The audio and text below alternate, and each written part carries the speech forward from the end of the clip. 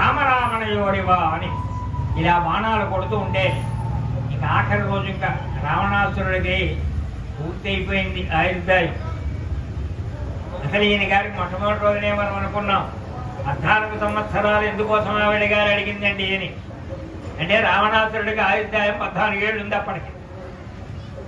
ఆ 14 ఏళ్లలోనూ ఈయన గారు తాపసి మండలిలో అనేక మంది మహర్షులని దర్శించి వాళ్ళ యొక్క అనుగ్రహ విశేషాలన్నింటినీ ఆశీర్వాదాలని పొంది,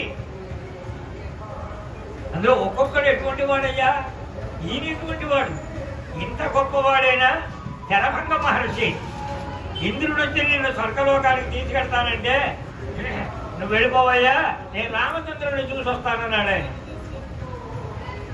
ఏమయ్యా రామచంద్రుడు అంటే సాక్షాత్తు వైకుంఠవాసుడైనటువంటి ఆ నారాయణమూర్తి, ఆయన్ని చూస్తూ అలా వెళ్ళిపోవడం కంటే కావాల్సింది ఏముందయ్యా, నువ్వు తీసుకెళ్ళి